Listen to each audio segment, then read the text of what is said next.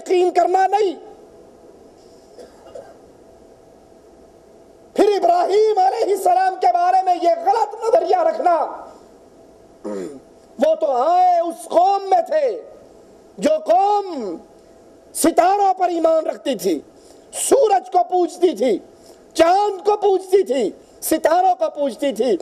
جو قوم شرک کرتی تھی وہ نبی ان کو اس شرک سے بچانے کے لیے آیا، تو نعوذ باللہ ان جیسا عقیدہ وہ نبی اپنا سکتا ہے؟ وہ تو ایک سمجھانے کا انداز، بات کرنے کا انداز کہ میں کہوں گا بیمار ہوں، یہ سارے میلے پہ چلے جائیں گے، پیچھوں میں امام باڑے بڑھ جائے گا۔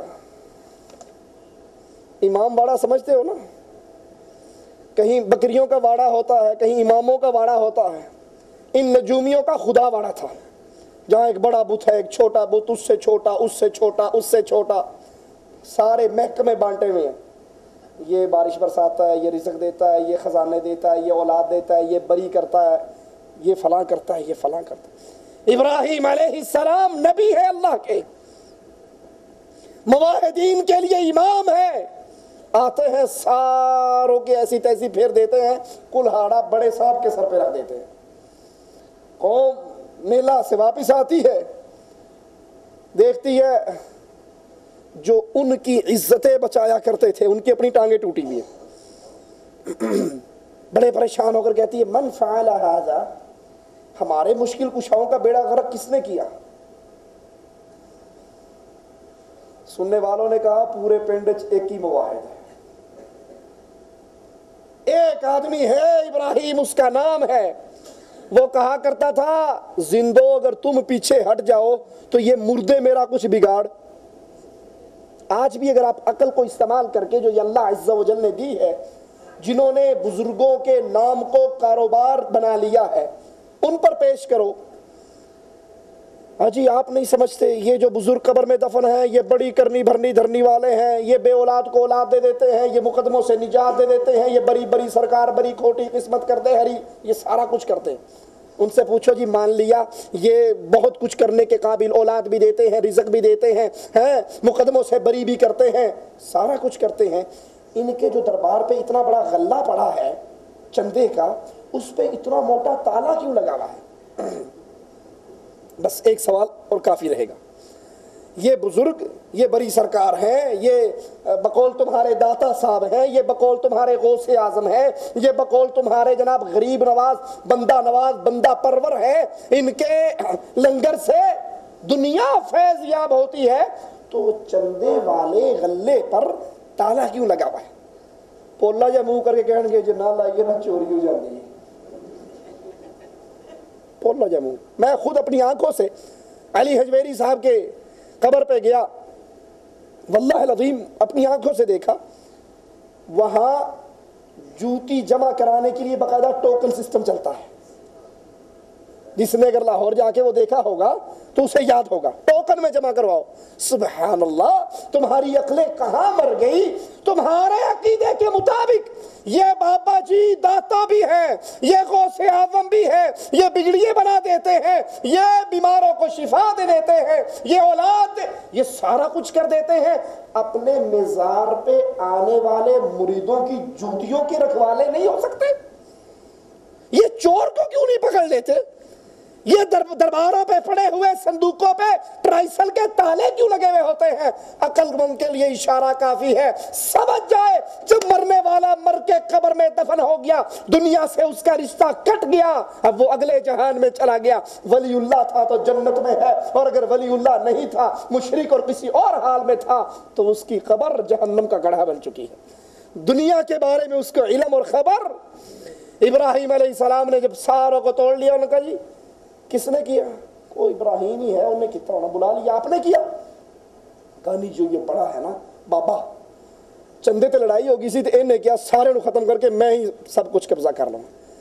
قوم کہنے لگی آپ کو پتا ہے کہ ہم مانتے ہیں یہ ناک پہ بیٹھی ہوئی مکھی کو نہیں اڑا سکتے، یہ قبر پہ پڑی ہوئی چادر نہیں روک سکتے، یہ غلے میں پڑے ہوئے چندے کو کوئی چوری کرنے لگے تو نہیں روک سکتے؟ ابراہیم کو موقع ملا علیہ السلام، کہا اللہ کو چھوڑ کر ان کو مشکل کشا کہتے ہو جو اپنی قبروں پہ آئے ہوئے چندے کو کنٹرول نہیں کر سکتے؟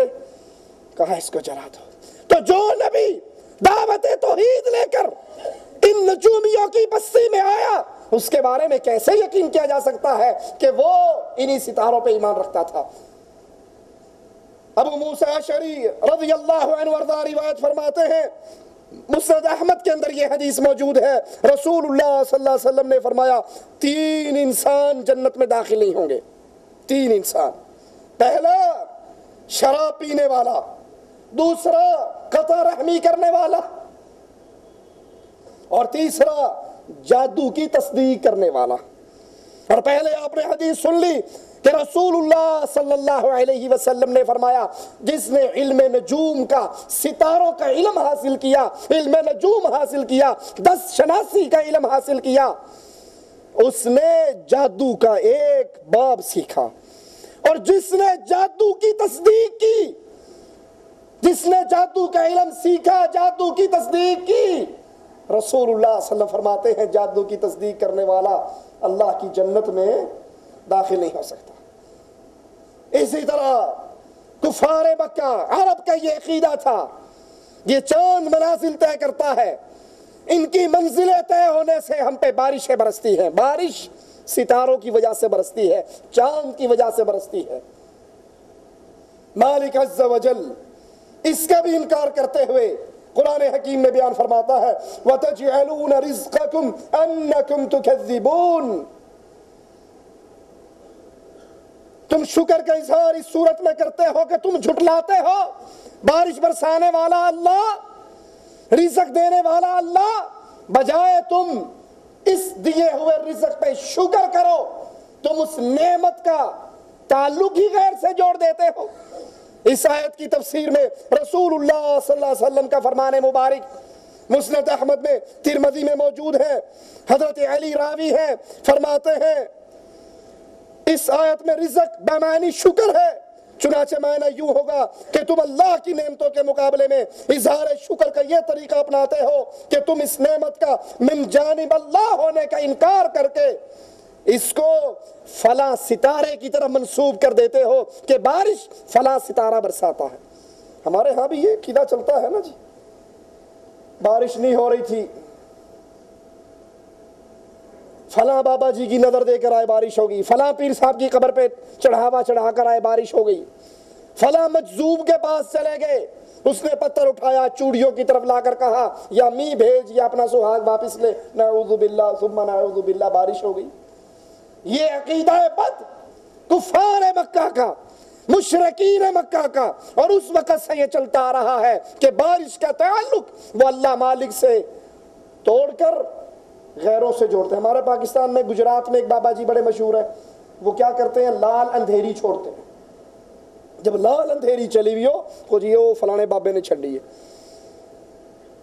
شیعوں کی پچھلے دنوں میں ایک کتاب پڑھ رہا، اس کے اندر حضرت علی کے بارے میں ایک روایت موجود، کچھ شیعہ امام جعفر کے پاس بیٹھے ہوئے اور جھوٹ ہے امام جعفر رحمت اللہ علیہ کے نام، وہ ان جھوٹوں کے جھوٹ سے پاک ہیں، کہ انہوں نے کہا بادل گرجے، فارعدت السماء وابرقت، بجلی چمکی، تو امام جعفر نے کہا جانتے ہو یہ کون کرتا ہے؟ اب کیا خیال ہے مسلمانوں، بجلی اور بادلوں پہ کنٹرول کس کا ہے؟ اللہ عز و جل کا۔ امام جعفر نے کہا تم جانتے ہو یہ کون کرتا ہے؟ کہا کون کرتا ہے؟ کہا من امر صاحبکم، یہ تمہارے صاحب کے کام ہیں سارے، بادلوں پہ کنٹرول، بجلی پہ کنٹرول، بارش پہ کنٹرول۔ فقلت من صاحبنا، تو کہا اس شیعہ نے، میں نے کہا امام جعفر سے وہ ہمارا صاحب کون ہے جس کا کنٹرول بادلوں پہ، بجلی پہ، پانی پہ، بارش پہ؟ کہا ہوا امیر المؤمنین علی علیہ السلام، یہ حضرت علی سارا کام کرتے ہیں۔ یہ زمانہ جاہلیت کی باتیں۔ اور ابو مالک اشعری رضی اللہ عنہ وارضاہ سے روایت ہے، صحیح مسلم میں یہ حدیث ہے، رسول اللہ صلی اللہ علیہ وسلم نے فرمایا جہالت کی 4 باتیں میری امت میں موجود رہیں گی۔ جہالت کی کتنی باتیں؟ 4 باتیں میری امت میں موجود رہیں گی، اور ان میں سے ایک جسے وہ کبھی نہ چھوڑیں گے، اپنے حسب و نسب پہ فخر کرنا۔ اسی سیدوں میں جی شاہ صاحب ہیں، ہم زیدی ہیں، ہم بخاری